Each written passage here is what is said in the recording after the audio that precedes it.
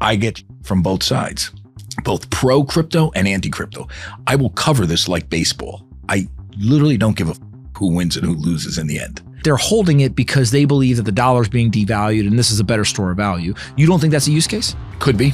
But we've been doing it for 15 years. You don't think it's like a yes or no at this point? No, I don't know. There's a usefulness for gold. It's, centuries old, Fort Knox, the whole thing. And listen, you might be right. I just don't know. I mean, Bitcoin may be the non-boomer alternative to gold. All right, Charles, you are a fantastic journalist. You've been doing this for a long time, 30 years, very well respected. But I can't get a beat on, do you like Bitcoin or do you not like Bitcoin? What's up with this?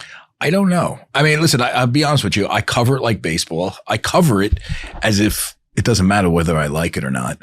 I will say this, what kind of just scares me, and maybe this is a function of the regulatory regime of the Biden administration that was anti-crypto, which I definitely didn't like, because I believe in innovation. I believe there are anti-fraud statutes all over the place, both civilly and criminally. You do what Sam Bankman-Fried does. I mean, that was just straight out fraud, right? So, but I think they went to the point where they stifled innovation in not just by cracking down on these coins, but I think the underlying technology, we haven't seen advances in that. And I think you can make a good case that the underlying technology was thwarted by all this regulation by Gary Gensler, and it was stupid. Okay.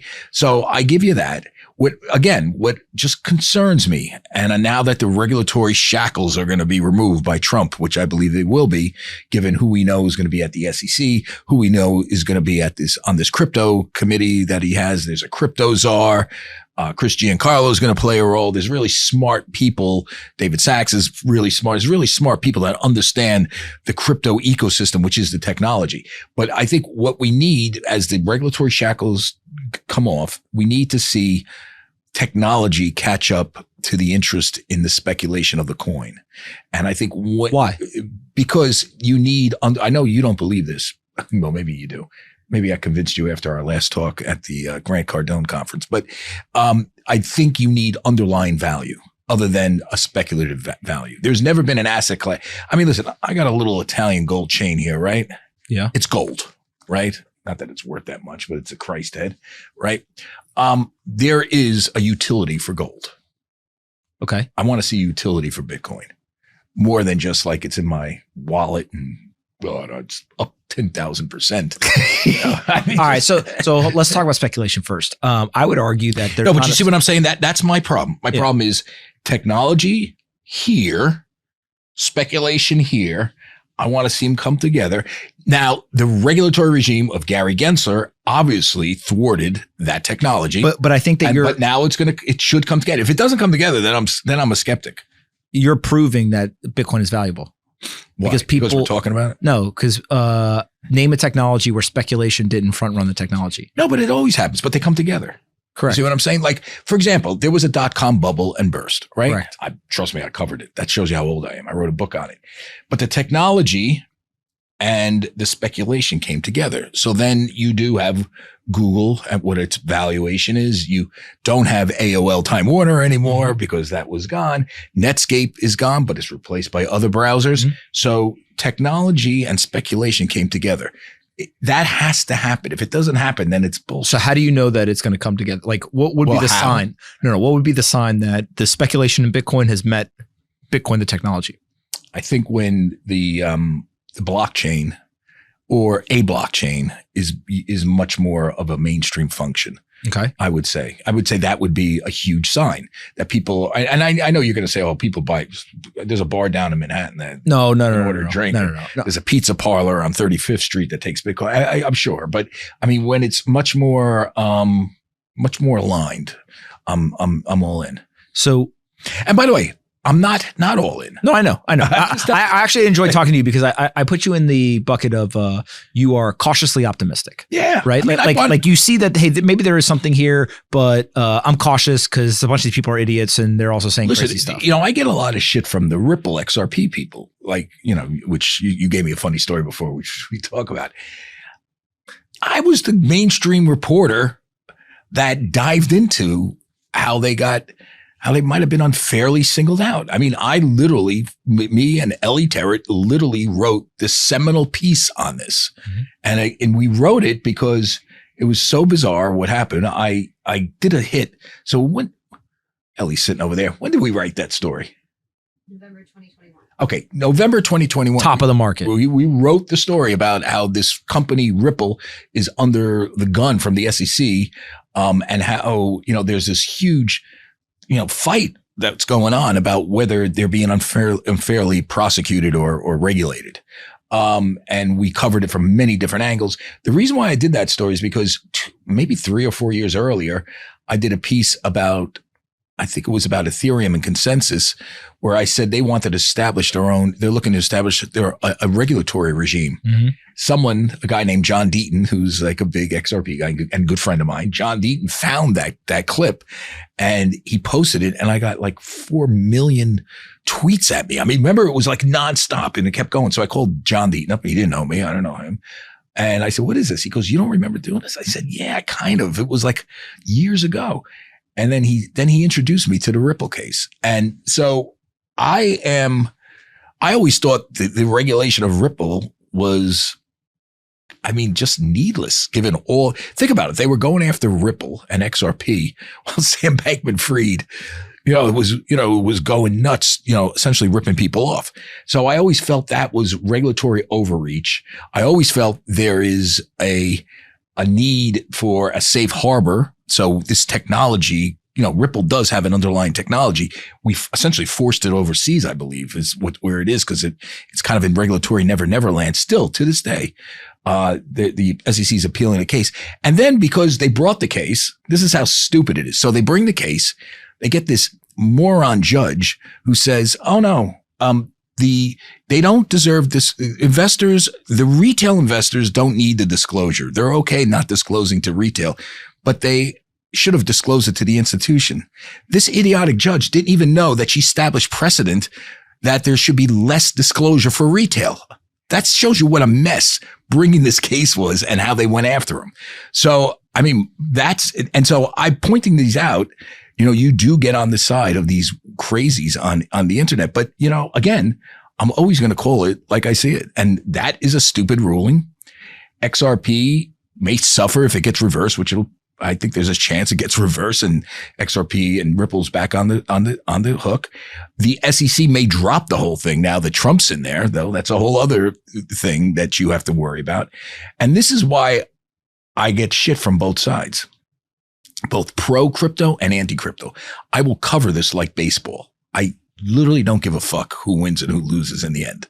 I hold no XRP. So if you don't care who wins, who loses, why is it that Bitcoin, which has hundreds of millions of people holding it, and I think they would argue, forget for a second the payments and buying stuff, whatever, but they're holding it because they believe that the dollar is being devalued and this is a better store of value. You don't think that's a use case? Could be. Okay. Could be. But we've been doing it for 15 years. You don't think it's like a yes or no at this point? No, I don't know. There's a usefulness for gold. It's, centuries old, Fort Knox, the whole thing. So why is Bitcoin gaining? But Bitcoin may, and listen, you might be right. I just don't know. Bitcoin may be the non-boomer alternative to gold, where you need, if you're going to debase the currency, as they've done, as we know they've done, particularly, during the COVID, post-COVID, during the Fed has debased our currency like there's no tomorrow. What is a dollar worth today? We have 36 trillion in debt.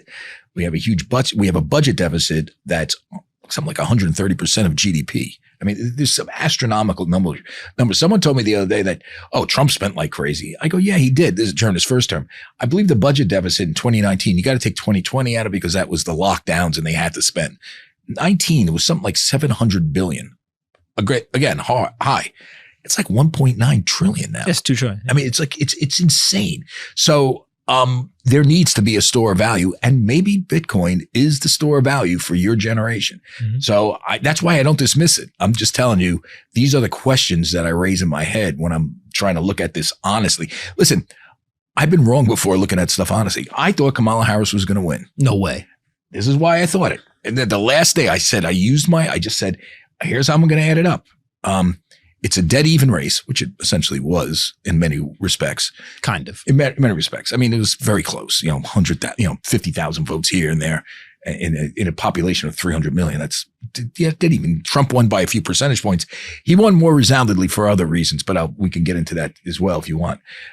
But I said, be that as it may, she raised, and I knew this for a fact, within like 4 weeks, because a friend of mine was raising the money for her. Yeah. 1.5 trillion in 1.5 billion in hard money, not PAC and stuff, not stuff that that stuff that you can use directly.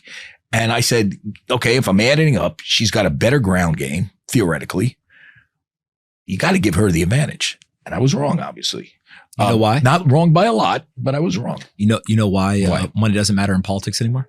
It does matter. No, it doesn't matter. You got to use it right. She spent $50,000 on an Oprah set or something, right? No, was it more Oprah? than that. Six figures on the Call Her Daddy set inside of a hotel.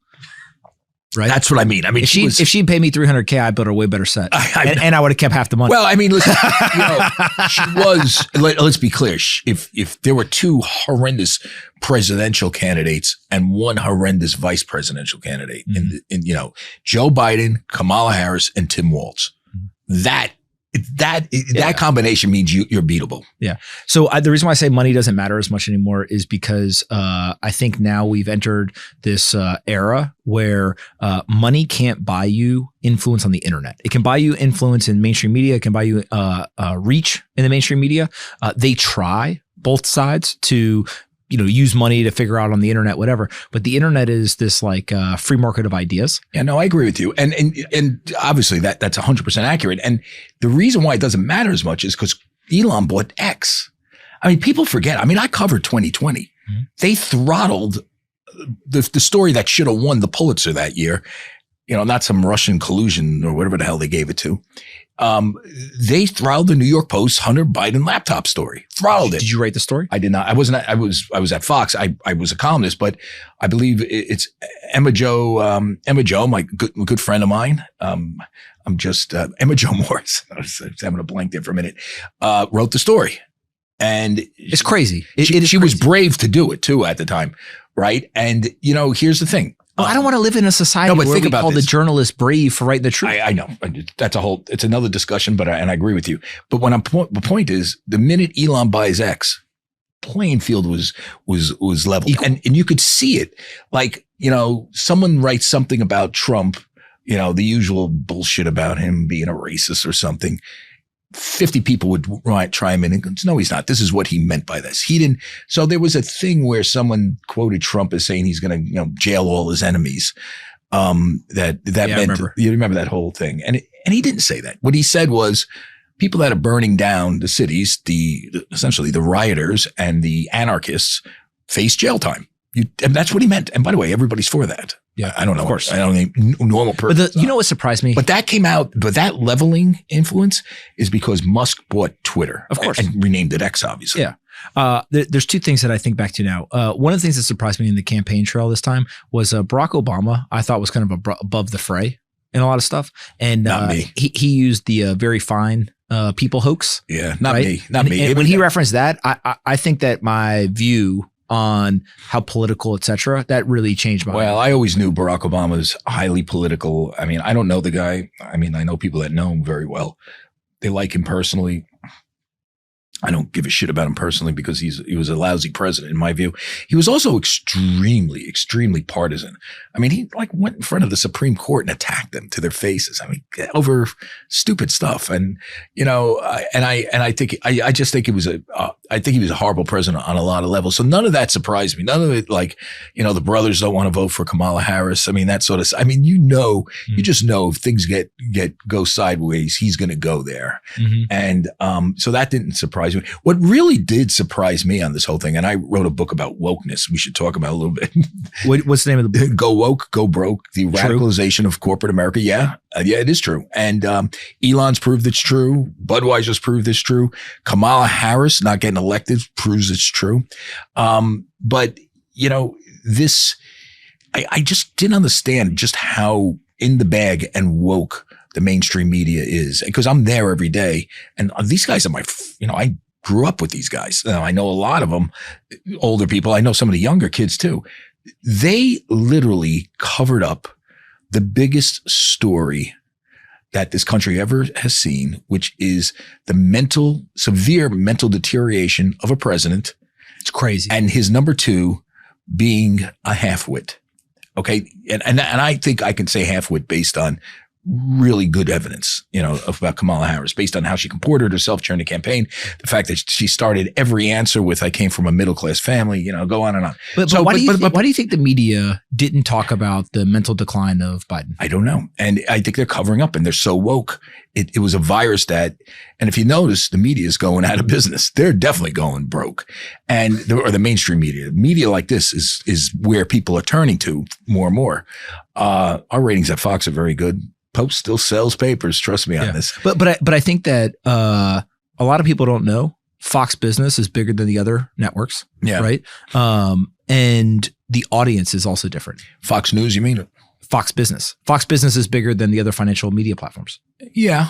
Yeah. I think we're par. Listen, I look at ratings all the time. It's hard with business, just so you know, when you look at ratings on business shows, very hard to judge because Nielsen boxes generally are not in like the trading floors. But, we're obviously doing well. Fox News is doing tremendously well. Yeah. And what about the Post?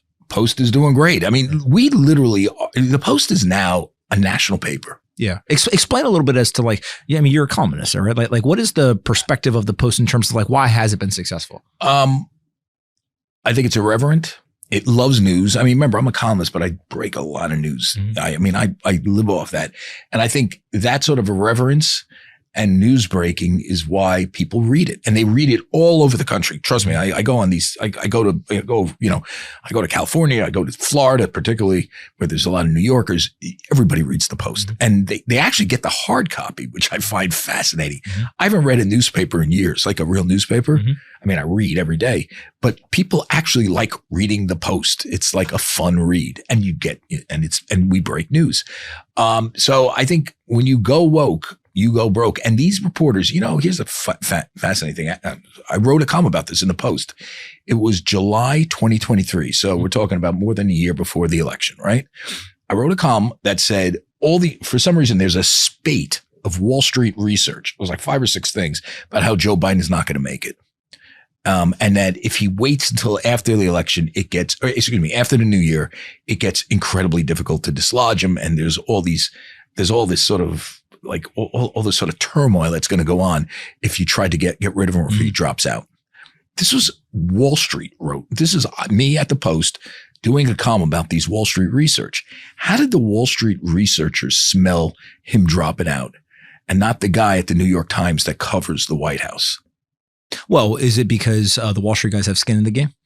Probably, but they also saw his mental decline. They had sources. They used their sources in DC think tanks and in the sort of NGOs or wherever they get their information from. Because remember, these Wall Street firms have information on both sides of the aisle. They have Republicans and Democrats. They smelled this thing coming more than a year before. I wrote the thing, and then slow, like Chinese water torture, and then all of a sudden we're into the new year. We're into a debate where the guy couldn't even stand up for 2 hours. It was pretty bad. It was bad. Right. And I actually felt a little bit bad for him because I felt like he was out there just being put up to it. I felt bad for him for a second. Then I remember the announcement came out on Easter Sunday about it was Trans Visibility Day. I said, what a way to fuck Catholics like myself. This is the most holy. And by the way, I'm not a particularly religious guy, but I do believe in the good Lord. And, I'm a raised Roman Catholic. I do celebrate the resurrection. And he's talking about trans visibility on that day. You couldn't wait a day. You could delay the announcement. This is the type of transformation this guy tried to change this country. And it wasn't just culturally, because a lot of it was culturally. It was demographically with the open borders. It was economically with the massive wild spending so he can be more transformational than Barack. I think it was his words. This was a guy that took this country in ways that were really bad. I would, almost demonic in certain ways. Do you think that Trump won because of Bitcoin?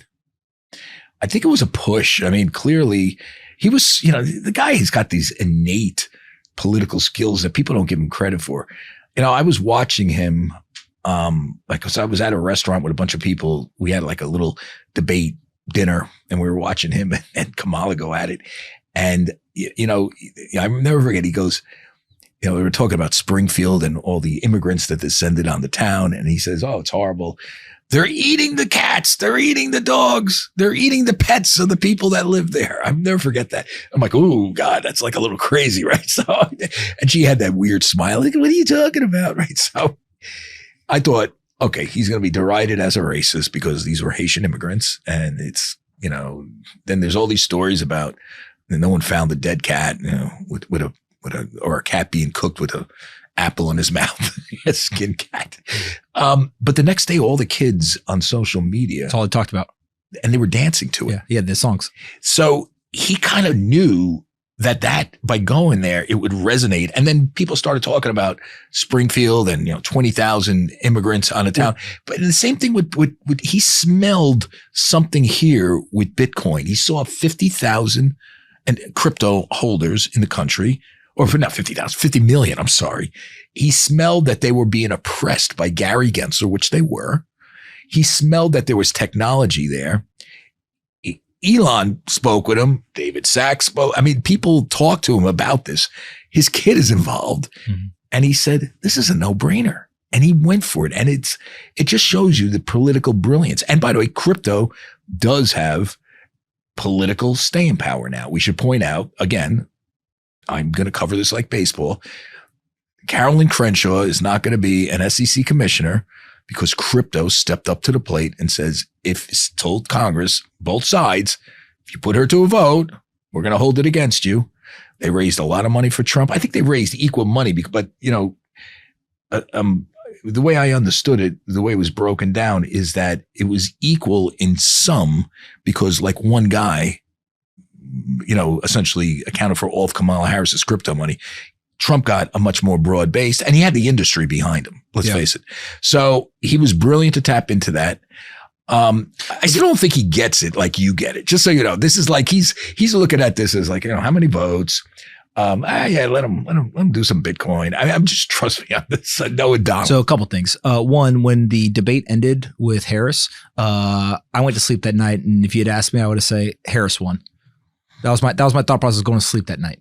I woke up the next morning. I saw all the videos. I said, "Oh, I changed my mind. Trump won." Because guess what? No one can remember what was said last night. All they remember is cats and dogs. It was just so amazing, right? But that's the game, right? It's no longer about who's got the best ad, who's got whatever. It's just, can you suck the air out of the room? And I thought he is the best in the business. I will say this: I thought it was like even because she didn't really answer any questions.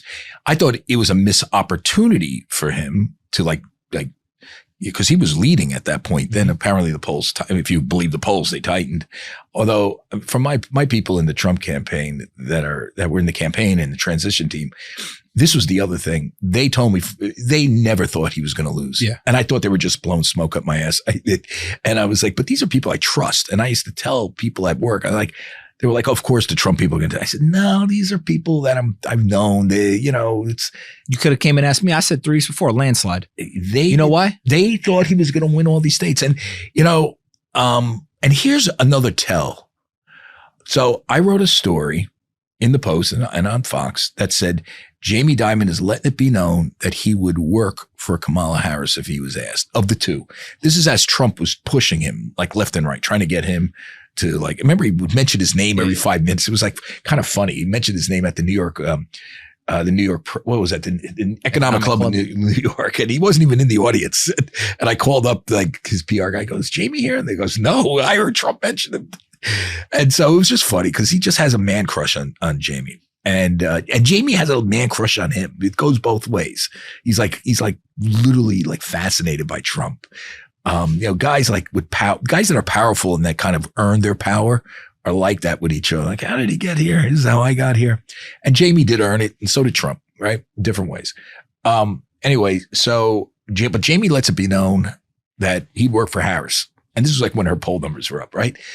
So I write the story. A week later, the Times does a follow. They don't credit me, but they did a follow.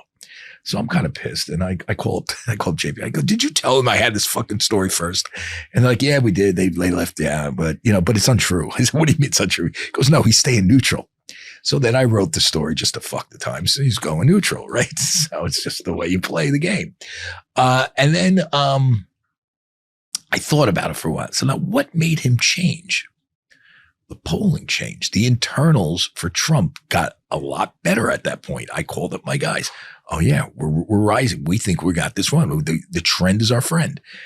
And that was another tell in my head that Trump, if Jamie Dimon is doing a 180, because he gets good, remember, all these banks have good internal polling. Well, Amazon, they have economists, they got all these kinds of people working for them. They don't have the shit New York Times, Siena poll stuff with a margin of error of 10,000. I mean, they have whatever it is. Well, the guy in Paris had the neighbor polls. He might have had the best poll out of everybody. Probably. And you know that story? No. So on the prediction markets, there was a guy, he was betting he was in Paris? $1 million, $2 million, $5 million. I mean, he was betting big. Well, there was one guy that was in Paris. Yes. Oh, right? He was in Paris. Yeah, he was in France. And I think he was in Paris, but he's definitely in France. And they were like, why are you betting so big? Because they could trade like this guy. This guy is the guy who's saying Trump's winning. Stop it. So we were told, a lot of people were like, in journals were like, oh, be careful. It's one guy swaying the election, swaying the polls. And I'm like, well, You ever been to the stock market? There's a lot of times there's a lot of money there. So you know what? Reason why he got so confident? Why? He did something called a neighbor poll. So usually the poll asks, who are you voting for? But the problem with Trump is nobody wants to admit they're voting for him. So it skews the results. Well, I know. So what they started to, what he did was he commissioned, this guy is a pretty sophisticated guy. He commissioned a study to ask people, who is your neighbor voting for? And everyone said, well, my neighbor's voting for Trump. My neighbor's voting for, and so it was very clear that everyone was more comfortable saying the Trump sentiment about, oh, my neighbor's going to do it. I'm not going to do it. My neighbor's going to do it. And so that's why he got so confident and he made the big bet. Well, it's interesting. Like, I mean, we said before it was close, and I thought being that close, she would be able to utilize $1.5 billion money to make it work. And she didn't, obviously, because of her not being very smart and other reasons. But, Trump was very adroit in doing what he did. But in some ways it wasn't close. And this is what I think you were getting at before. If you think about it, she had $1.5 billion in hard money on top of all the PAC money. She outraised him a gazillion to one. She had the entire mainstream media on her side. And she had, all these tech guys just writing her checks. I mean, and the entertainment industry, Saturday Night Live, the whole thing. That Trump overcame that.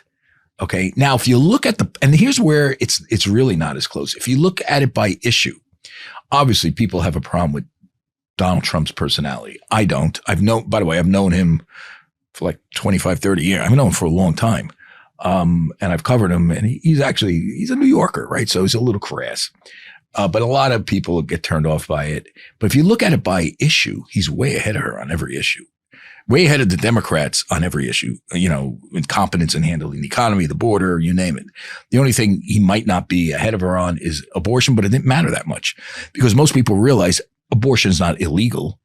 If you're in Mississippi and you want an abortion, I don't know, does Mississippi ban abortion? I have no idea, but if just say it does, you can take a Greyhound to Florida, right? If you really want to get an abortion, it's not an impossibility. Mm-hmm. It's not illegal. It's a states by state thing. And most states have exceptions for rape and incest, as they should. I happen to be pro-choice, just so you know. That's me. But, I have no problem with the Supreme Court decision on Roe. But that issue was negated. But on every other issue, he's way ahead. So in a sense, it wasn't close. What's the impact of, we now have a president that's going to go in the White House, and he definitely measures the health of the U.S. economy by the stock market. It goes up. He thinks he's doing a great job. He thinks the economy's healthy. But now when Bitcoin goes up, he's tweeting out, you're welcome. And he's obviously paying attention to the price. So Biden, I don't think he could have told you what the stock market price was. Trump obviously looks at it hour by hour almost. Does that mean that if the president is measuring the health of the economy on stock and Bitcoin price, that we should just expect this stuff to go up for 4 years? Today's episode is brought to you by Ledger. They're celebrating 10 years as the most trusted name in crypto security. With over 7 million users and 20% of the world's digital assets secured, Ledger continues to lead the way in protecting your crypto and digital ownership. Their latest devices, the Ledger Stacks and the Ledger Flex, feature the world's first secure touchscreens, making managing your assets easier and safer than ever. Plus, the new Ledger Security Key app offers a secure alternative to traditional passwords, enhancing your digital security. It's a great product. You should go check it out. And for a limited time, if you upgrade to Ledger Flex, you'll get $70 in Bitcoin. This sale is only for the holidays, so act now. Upgrade your security and get free Bitcoin. Go to ledgerpomp.com to take control of your digital future. That's ledgerpomp.com. If you upgrade to Ledger Flex, you'll get $70 in Bitcoin. Enjoy. I think it's probably a decent bet. Yes. Particularly with stocks. Again, Bitcoin might be a little. He's going to send it to the moon. Well, you want to know what he's I going to hope do? so. You know what I think he's going to do? What? Make it part of the strategic reserve? I think he knows that there's one like you're playing a chess game, right? And there's one move left for the checkmate. Well, you know, he can't resist it. Yeah, I mean, there is this regulatory push when you unshackle something that people start innovating and they start doing stuff and they start believing in it. And I think, but that's a dotted line back to Trump. Yeah, I know. I agree. Right, he likes straight lines. Yeah, but that's good. And if he buys $1 million Bitcoin. So here's the thing: people worry about the stock market because of tariffs. Okay, right. If Trump is really someone who's obsessed with the number of the Dow and the S&P, he's not going to use tariffs except for strategically, which will probably not disrupt majorly in a major way the trajectory of the stock market, which he already did. Right, the first term is basically how he did use them. Yeah, but he's threatened to become a little tougher this time. JD Vance is a much more of a trade hawk, and JD's obviously has a role. JD Vance is also really smart. You know, he understands inflation. He understands that, you know, tariffs used in a sort of, capricious way, is not good. It's not beneficial. So, I think if I'm adding it up, I'm bullish on both. I will just say that if Bitcoin and if the underlying technology is not there, I'm still a skeptic. Now, again, I could just be. What does that mean? You keep saying that. What's that mean? No, I'm just like a reporter, skeptically reporting. No, I know. I mean, but like if the technology is not there, like I'll listen, I'll show you the mining. Do I believe the dollar is a dollar? Well, yeah, it's within reason. We obviously print way too much of it, but I think if I go to the store and I buy something, I can plop down $1 or $2 or whatever. You can't buy anything for $1. Yeah. Maybe you can't even buy a pack of gum anymore. I'm telling you. I remember when you could buy a slice of pizza for 25 cents. That shows you how old I am. All the 99-cent pizza places are turning into $1.99. Yeah, I know. So it's a sad thing. But again, I want to see more utility, but I'm still going to cover it. I mean, this was one of the biggest stories of the year was Trump embracing crypto. And at Fox Business, my producer, Ellie Terrett, was ahead. I was playing a secondary role there, but I was right there. So I saw this from the ground up. And it was funny though, like, because I have access to some of the major players in the Trump sort of circle. Just listening to these guys talk about crypto, they have no clue what they're talking about. And Trump, I just can't imagine he knows. You're going to sit here. You know what I think? Not that it matters, but I'm just saying. No, I think that he does what most executives do, which is listen to his kid. That's what he does. Yeah. He's listening to Barron. You know what the craziest part is? Every single great investor that I've met through Bitcoin, I met because their kid told them. Either the kid reached out to me and said, "Hey, my dad doesn't believe this. He needs to hear from somebody else," or the dad reached out and said, "Hey, my kid's been telling me about this. I'm not listening to my kid." Although there's that shoe shine guy theory too, right? The shoe shine guy tells you to buy stocks. It's probably the end.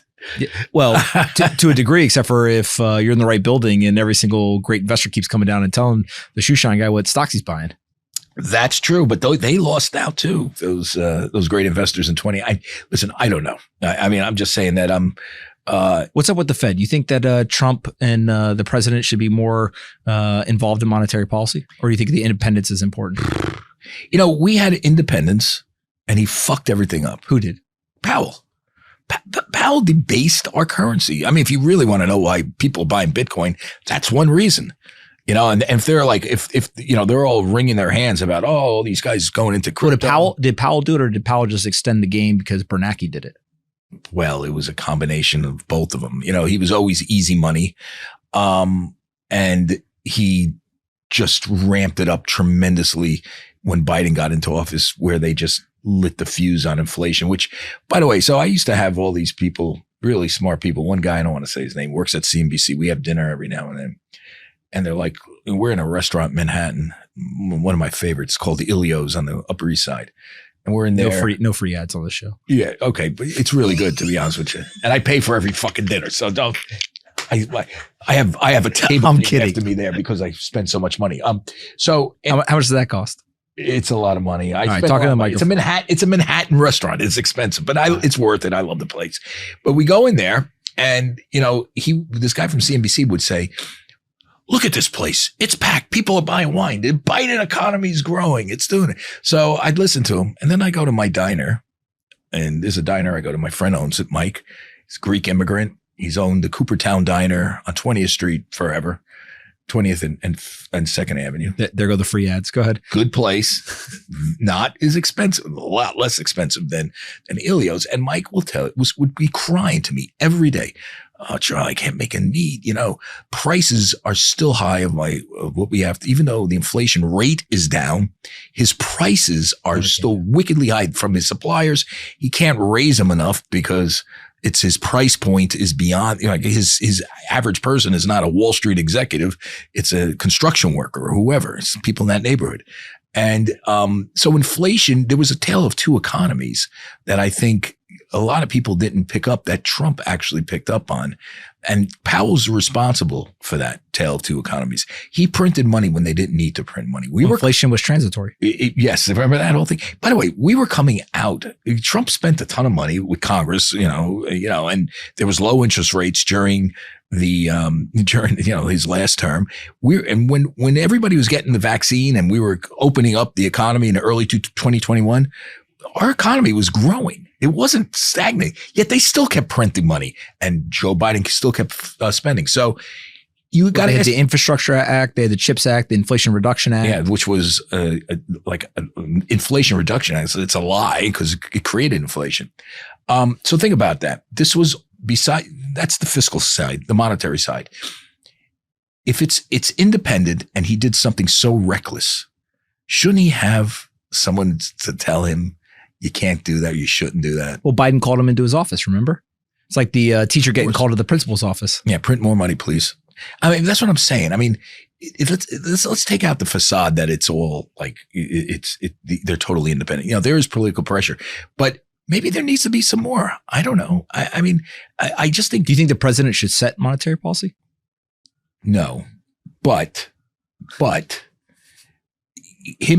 Powell being independent, as far as it goes, set the stage for one of the biggest sort of tax increases on the working class of this country ever. Because even as the rate came down, prices never came down and their wages never kept up.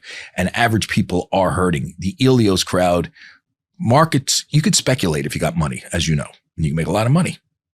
But the average people can't speculate. Their 401k, they can't tap into that. They don't make enough money for it to matter anyway. So I'm just saying that, there's a tale of two economies. Average people are getting fucked still. Inflation is the reason. Jerome Powell bears responsibility for that. And that is not a case for him to be totally independent. Right now, BLS says that the CPI is 2.7%. You believe them? If it's 2.7%, it's still going up. And on elevated prices are still going up 2.5% or 2.7%. That's still not great. Yeah, no, it's bad if the number's right. But do you believe the number? I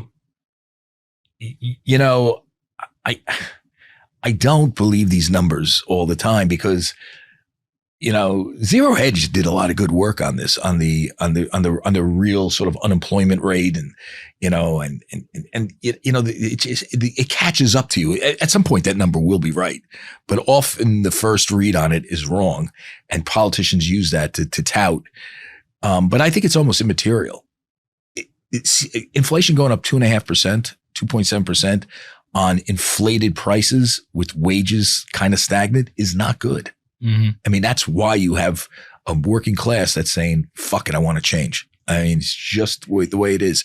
And, if you're at CNBC touting, crowds at Ilios for the reason why Joe Biden's a great president, well, then you actually have no clue about how this country Does the president works. matter for the stock market anymore?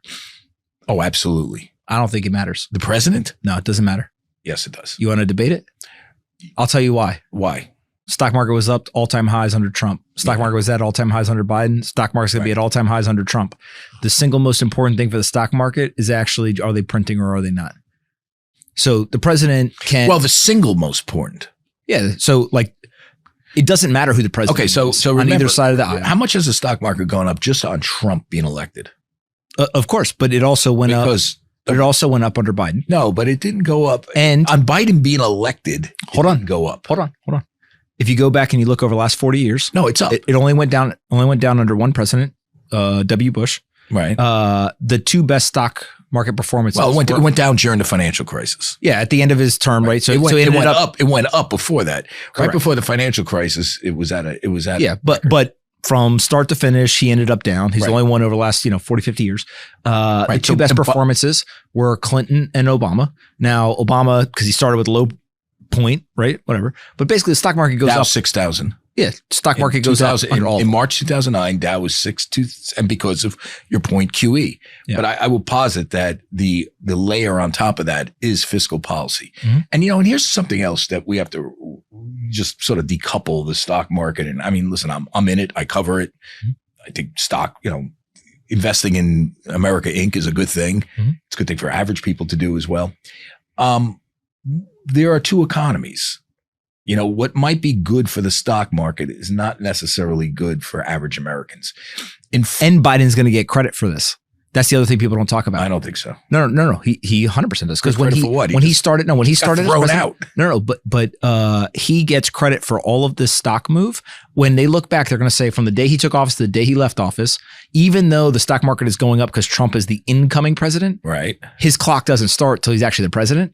So what's fascinating is, take Bitcoin's So you're going to say in the history books, they're going to say, well, Joe Biden was president while this massive rally's going on. from November 5th till January. Maybe, but all this gain actually counts for Biden, even though you and I probably agree that people are doing it because Trump's coming in. I think most people are sentient enough to distinguish between a Trump trade and No, Joe right Biden. now. But I'm saying when we look back, they're just going to look at data, right? They're going to say, hey, from the day you start to the day you end, I don't know. who gets what. So it's this crazy thing where the data can lie to you. Yeah, I mean, yes. I mean, if you're going to look at it that way, but if you're going to look at it in a, peel even a piece of the skin off of the onion, just a little bit, you'll know that this is a Trump trade that's going on. The other thing is, again, there's two economies. I mean, is it, yes, I want the stock market to appreciate, go up, should at least go up to the rate of inflation or something. I want companies to prosper. AI could be a big thing for the future. And we've always want to be the center of advancement of technology. That's one of the things I think Trump said about crypto. Like, we want the technology, not just the coin, the technology to be centered here. Okay.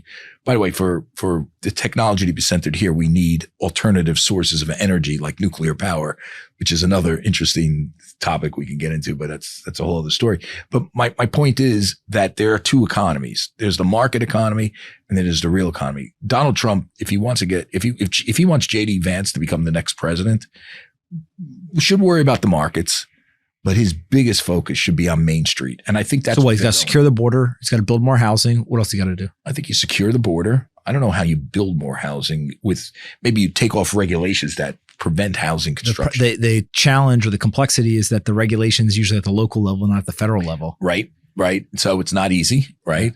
There is something unless you build on federal land. There is something called HUD, but I can't imagine that HUD's going to go expansionary housing projects left and right. But maybe there's ways to influence it. I would say you close the border, you start using tariffs strategically, you deregulate the economy, the stupid regulations that were imposed by by the Biden administration. And that goes across agencies, FCC, FTC. They were killing like mergers that were like ridiculous. That's one reason why the stock market's going up. People think there's going to be mergers, right? Yeah. That's good for stocks because they were killing every merger. IPOs, M&A. Yeah. I mean, I think it's going up. And I think SEC, I mean, one reason Bitcoin's going up because Gary Gensler was getting the boot and they're not going to be regulation by enforcement. And I think you put all that together, you could have an economy like 2019, which wouldn't be so bad. Do you think that Trump buys Bitcoin for the Bitcoin Strategic Reserve? Or do you think that sounds good, but he's going to have a hard time doing it? His Treasury Secretary would play a role theoretically. And Scott Bessent, I don't know where he stands on Bitcoin. He strikes me as what do they call him? TradFi? Is that what it's called? Yeah, traditional finance, TradFi. Yeah, someone called me a TradFi the other day. I was like, what the fuck is that? And just tell him I'm not TradFi, I'm a New Yorker. Yeah, I was like, what is TradFi? We were going to, I think we were going to your Christmas party or one of your parties. Yeah. You had tell people about the party. You had something at a restaurant and some guy was like, it wasn't Ilios though. No, it was, I don't know where it was. It was on 22nd Street or something. Hey, don't be telling the people the locations of the party. Okay. I know it was in a hotel. Now they know there's parties. Now they know where they are. Just so you know. So I go in. No, don't be saying that. Some guy there's a lot of people in trouble right now for hotel parties. We were in a restaurant in a hotel. Yes, that is true. Right. So some guy came up to me and said, introduced himself. He goes, "Why are you so TradFi?" Yeah, why are you? And I was like, "What is TradFi?" You said that to him? I was like, what? And then he said exactly. No, then Ellie said, "Oh, it's traditional finance." And I said, "Oh," I don't know. And I mean, can you buy pizza with Bitcoin? I said, and then he kept like talking to me. And then I ran away. I was like, all right, I'm busy. I said, "You know what time it is?" He goes, "Yeah." I said, it's I'm off of work. I'm done. Give me a drink. Where was I going with this?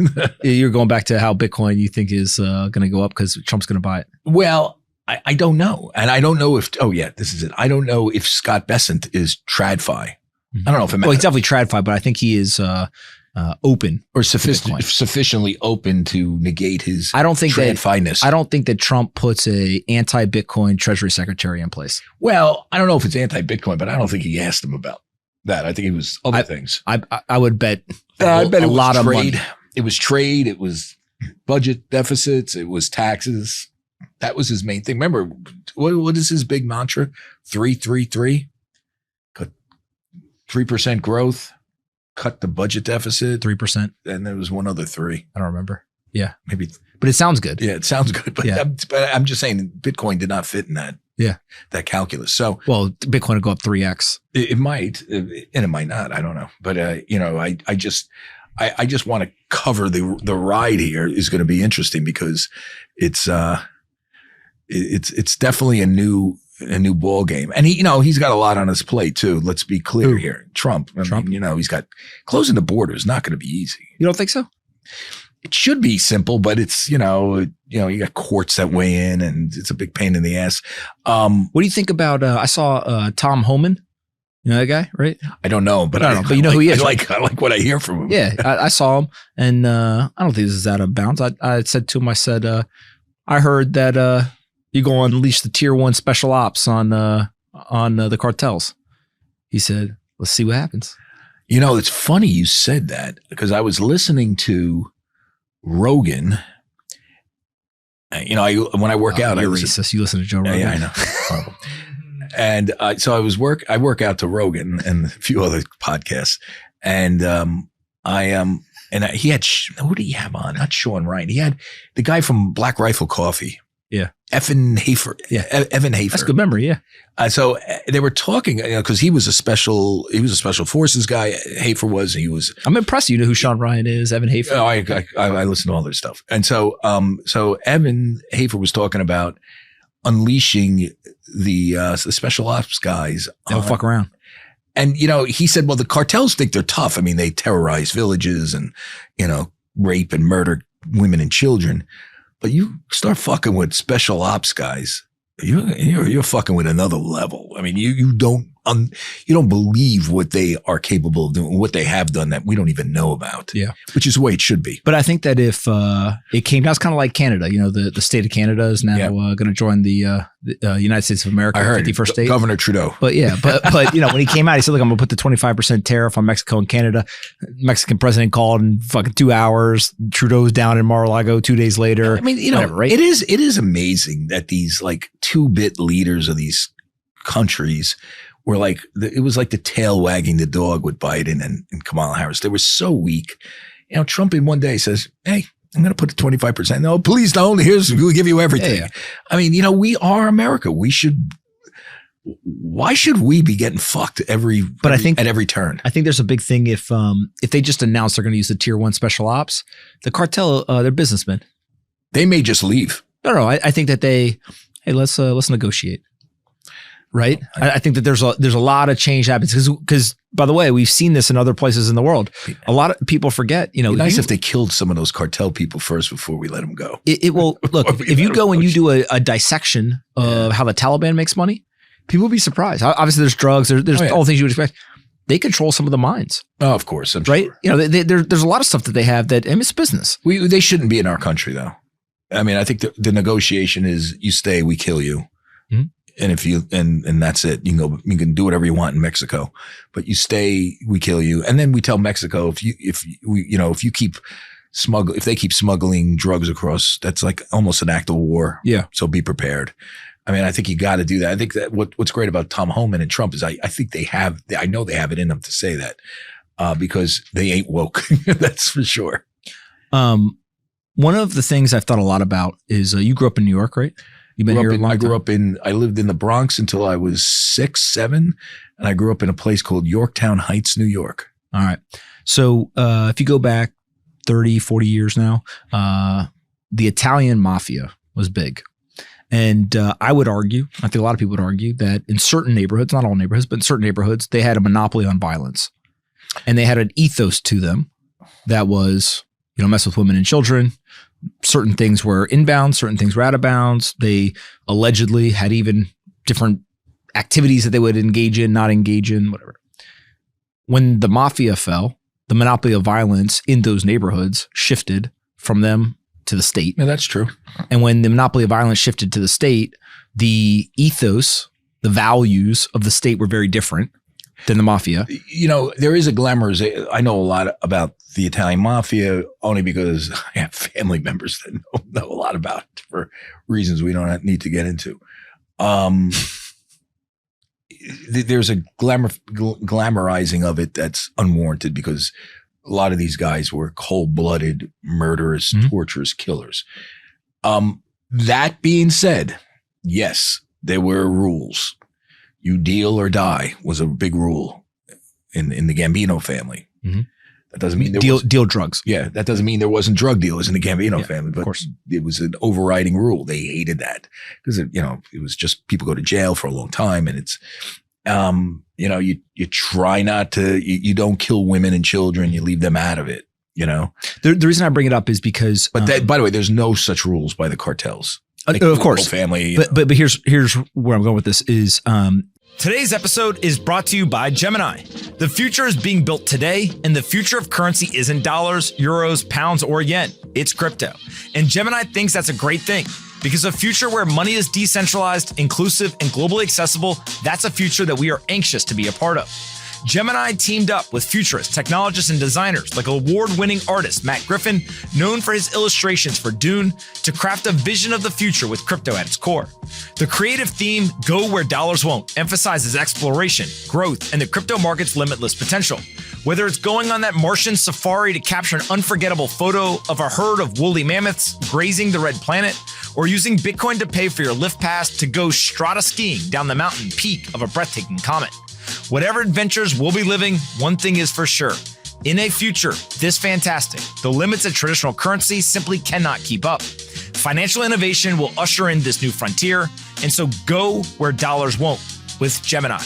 Go check them out at gemini.com/go where dollars won't. Again, go check it out at gemini.com/go where dollars won't.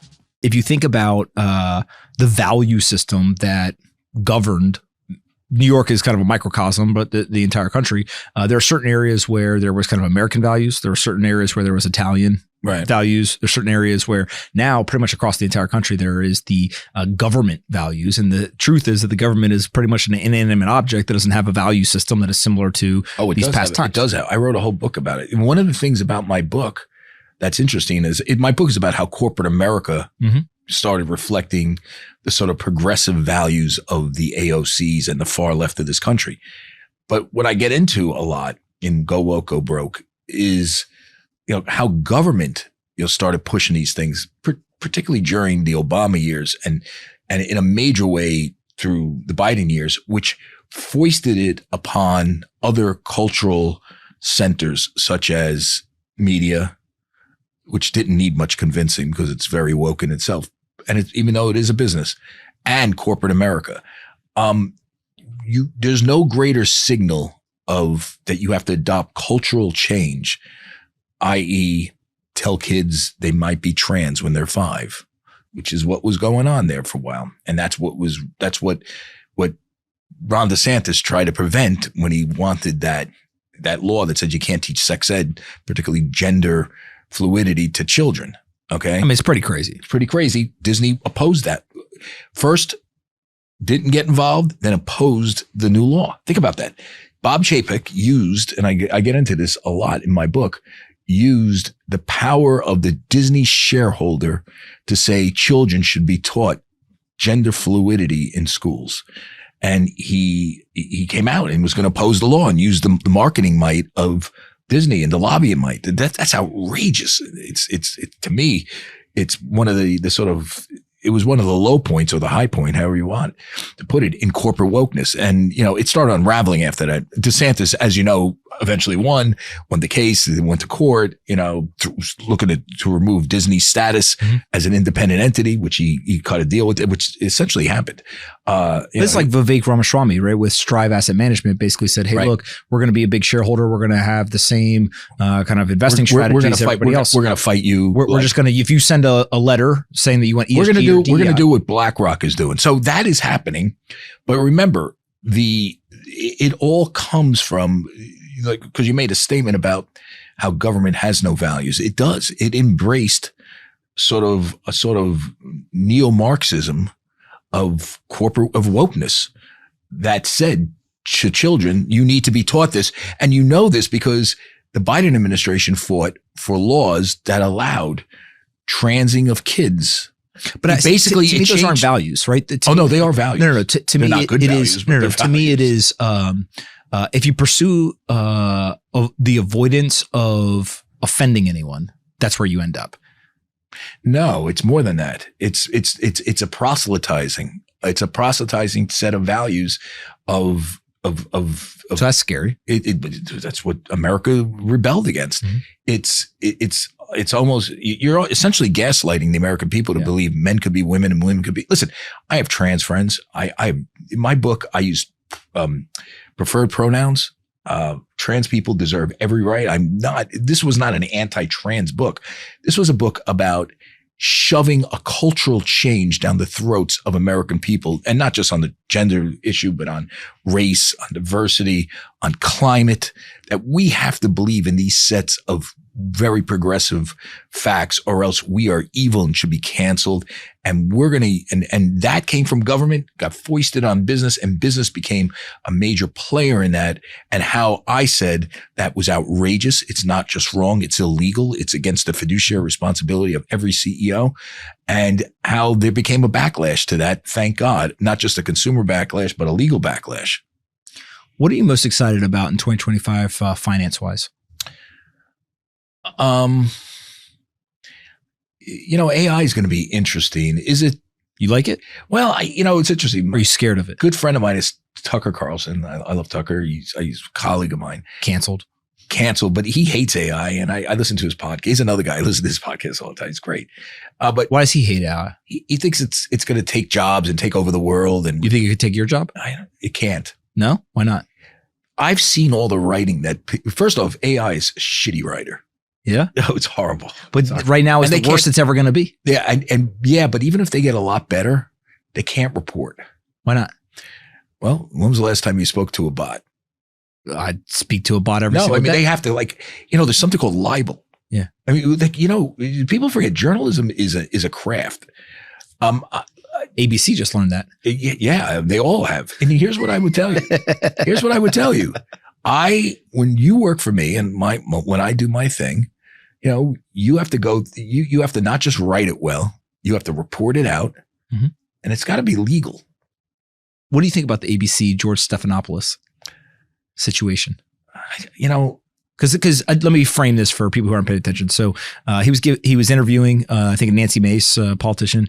He said, who was a survivor of sexual abuse, by the way. And he said that Trump was liable for, and something came up, I believe, about her experience. Okay. And then he said something like, "Wait a second, you're supporting Donald Trump, who has been." I don't want to put words in his mouth, but he didn't say convicted of rape. He said something. Libel. I think he said libel. Libel. He said we should get the exact word, but he basically he said something that opened up to legal exposure because he used rape. And so now here's the whole thing. Trump was accused by a woman named E. Jean Carroll, who said like decades earlier, okay, not yesterday, but decades earlier, he walked in off the street in a Bergdorf Goodman where she was there, threw her like in a changing closet and had his way with her. Okay. Which I'm sorry. In a store. In a store. Oh, I didn't know that was the. Oh yeah. Yeah. So to me, that sounds fantastical. She didn't tell anybody. I mean, apparently this thing came years later, right? She brought him to court in New York, place where he's not well liked. She sued him for defamation when he denied it. Said he said something about her that wasn't so nice.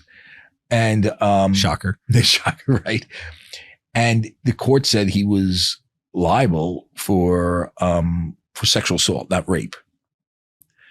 George Stephanopoulos used the word rape. So, without the context of just how this thing happened, I mean, this didn't happen yesterday. Yeah. I'm not, listen, if it happened 3 decades ago, I wouldn't excuse it, but, where was the charge? I mean, you know what I'm saying? I mean, doesn't it sound a little crazy? Like he walks in the middle of a store. No one knows. This is Donald Trump, who's well known in the 80s, trust me, or the early 90s, wherever this allegedly took place. So even without all that background, George Stephanopoulos uses the word rape. And it caught me by surprise. I was like, whoa, rape? That's not what went down, because I knew about the case a little bit. I was covering it from another angle. And what I think he compounded it, he never apologized. Like he should have came out like immediately and said, just for the record, or his producer, for the record, Donald Trump was not, we made a mistake, live television. Yeah, it was sexual assault and we regret it. We won't mention it again. But apparently it just, it went on and on. And so I think that shouldn't happen. But everybody screws up. Don't get me wrong. I think there are certain things, you try to, one of the things I teach the kids that work for me, including Ellie Terrett, is like, blocking and tackling is big. Follow the process. We all fuck up. We will fuck up. We will make mistakes. But if you're honest and you're transparent, I write a lot of tough stories. Trust me, everybody knows what I'm writing about them. Tell me where I got it wrong. Explain it to me. I mean, I go through it. What's the most painful one you've ever written? Most painful story? I wrote a story about a CEO's son who was a crack addict. And you got to ask yourself, well, why is that a story? Well, the CEO's son who was a crack addict, the CEO was it was Sandy Weil, the CEO of Citigroup, the biggest bank in the world. His son was on the executive committee, ran the investment portfolio. And he was an adult who was addicted to drugs. And there was a lot of soul searching on that. Like, do we go there? And in the end, we were like, people write about poor people, being addicted to drugs all the time.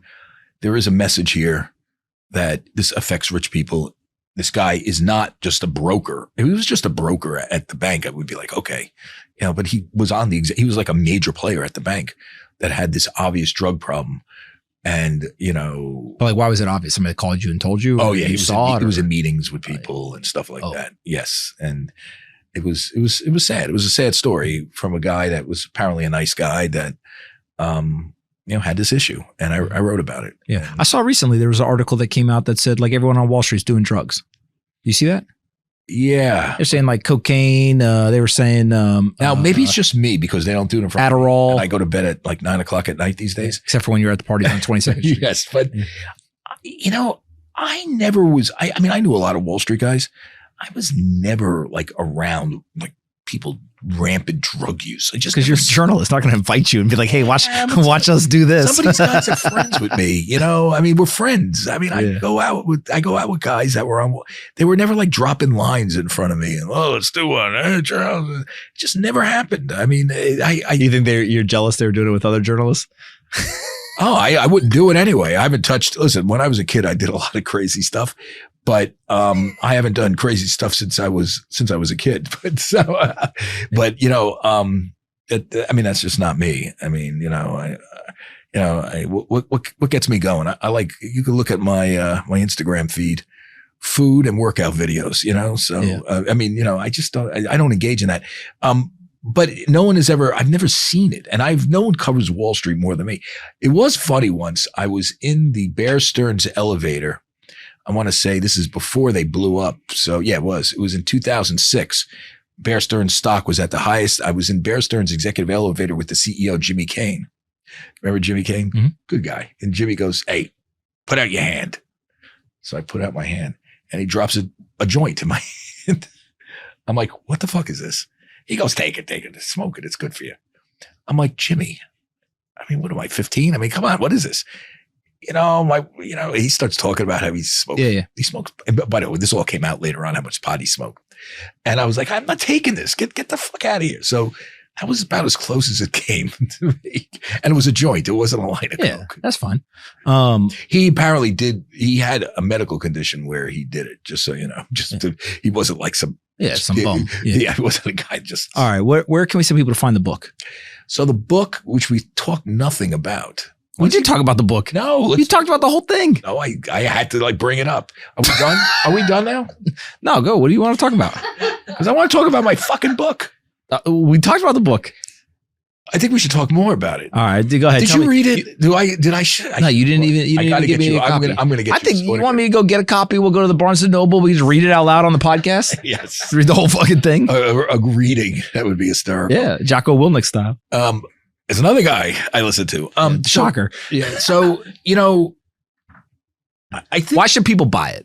Because I think you want to know where you work is being pushed, had to be pushed to the center of the political debate, because the CEOs of these companies were de facto's arms of the Democratic left. And the Democratic left, in my view, the left is a demonic force in this country.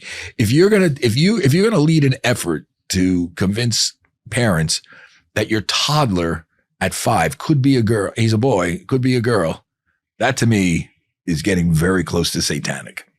And that doesn't mean kids that have this issue, we should like lock them up. I mean, counseling is something that's very good.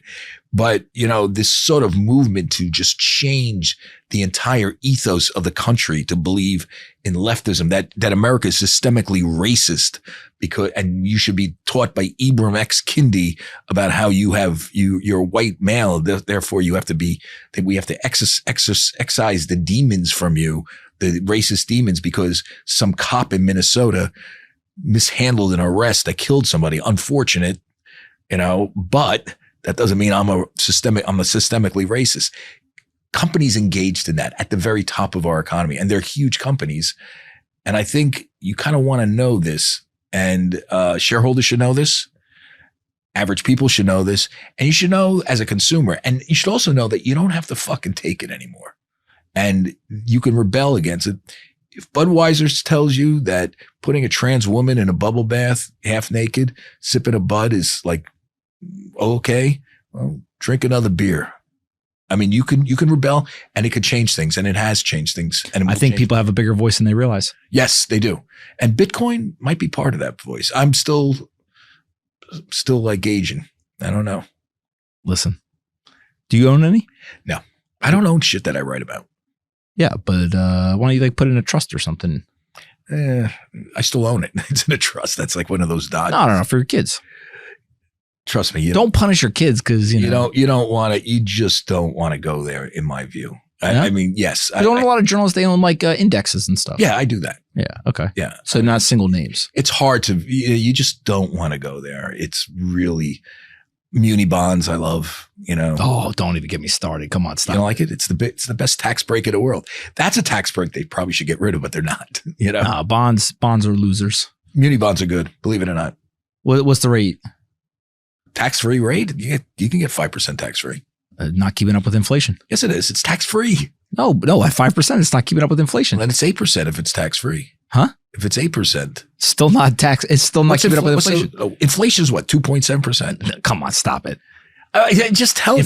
Inflation is the change in the money supply. Right. It's 2.7% right now. No, if you no have, way. If you're No way. 5%. They're adding $1 trillion every 100 days. Do you know, well, I mean, I'm just saying it is what it is. I mean, this hasn't gone up that much in the last day, I'm just telling you that it's if you're getting stuff tax-free, you should take advantage of tax-free. Maybe. Yeah. Remember when you catch I think you should be trying to do 10X, not how much. 10%. So when you sell your Bitcoin, which you say you won't sell, but if you sold it right now, how much would you have to pay in taxes? I'm not selling. I'm giving it to my grandkids. Suppose you did. Mm-hmm. Well, Trump's going to get in office. He's going to remove capital gains tax. No, he's not. He can't get rid of it all. He's going to get rid of it for Bitcoin. Why is a currency? You think he will? No, I actually don't think he will. But why is a currency? Let me ask you this. So what is the capital gains tax again? 15? Is it 15%? Oh, you don't sell that much, huh? No, I never sell. No, neither do I. 20%. 20%. Okay, that's close. Long term. I was close. So long-term capital gains at 20%. You own, man, you're going to get hosed, dude. Why? If you sell. If I sell now, I'll get more than I was going to get on November 1st. Yeah, but you're still going to get hosed. Nah, come on. I'm telling you, that's why you don't sell. Whenever the government doesn't want you to sell. Yeah, of course they don't want you to sell. They want you to hold on to it until it goes down. Nah. Then you got to sell. Then you got to pay capital gains on that. I'm just saying, whenever you get, I think that they should. Listen, I'm not telling you to put all your money in munis. Trust me on this. But whenever the government gives you a tax break to do something, you probably should do that. I think that you need to spend more time on the internet. If the government is incentivizing me to do something, I'm probably interested in something else. No, it's a tax haven. What do you think rich people do? They put money in tax havens. No, that's how they make money. No. That's how they get exponentially rich. Of course. Do you think that you think Jeff Bezos doesn't look for tax breaks? No, you can look for tax breaks, right. But do you think that he looks to try not to pay taxes? That's how you do it. I know, but 99% of his wealth has nothing to do with taxes. Well, who knows where he's got his money locked up? He just created value. Yeah, but he's created value, but he's got it locked up in some vehicle. Yeah, it's called stock. He just no, it's called tax efficient investing. There's a way of doing it. He could do it. We should get it. You got to. You know what you do? You want me to get a tax? I want you to get a tax accountant on here and talk to him about it. So okay, they're the same people who told everyone not to buy Bitcoin. I don't think so. They don't tell you what to do. They just tell you how to avoid taxes. That's true. Yeah, but I always say that when you write your tax check, you should smile.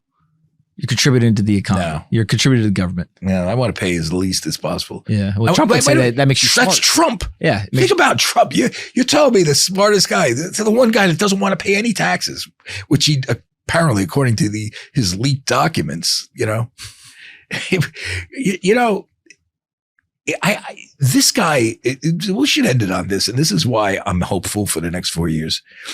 I have been critical of Trump. Trust me. He's yelled at me. He's yelled at me to my face. Then I would tell him, I go, Donald, you're running for president. Come on. He goes, okay. He's actually a really nice guy. But what I like about him, he's the most vetted president ever. Mm-hmm. I don't think there's there may be something. There's always a possibility. There's drones flying around New Jersey. We don't know what the hell that is. Allegedly, right? But, he's the most vetted guy in the world. Joe Biden was the most unvetted guy. And look what we got. We got like a barely alive guy in the Oval Office with his son and, his family business on top of all the other shit he did. You think Barron's going to be president one day? Who? Barron. No. I think Don Jr. has aspirations of higher office. I think I would watch him. I think Eric, I know Eric pretty well. I don't know Don Jr. well. But Eric, I think wants to just do business. That's what he wants to do. I think his wife wants to do something political. I think Don Jr. wants to be political. I mean, I could see a ticket of JD and Don Jr. I could see that. It's interesting. That's my prediction. JD, Don Jr. What is that, 2028? Mm-hmm. JD and Jr. That sounds pretty good. You should be the campaign manager. No, they don't want me anyway. All right, where do we send people to find the book? Buy it on Amazon. Buy it on, you can get it on every place. It's at your local bookstore. Go Woke, Go Broke, The Radicalization of Corporate America. Just search your name. Search my name. All right. Thank you for doing this. We'll do it again. I enjoy talking to you. I do. This is fun. This is a lot of fun. Yeah, and you come on here, we get a lot of views. You know? Yeah, no, I love this. Yeah. This is, and We'll keep the seat warm for you. okay. All right. Thank you.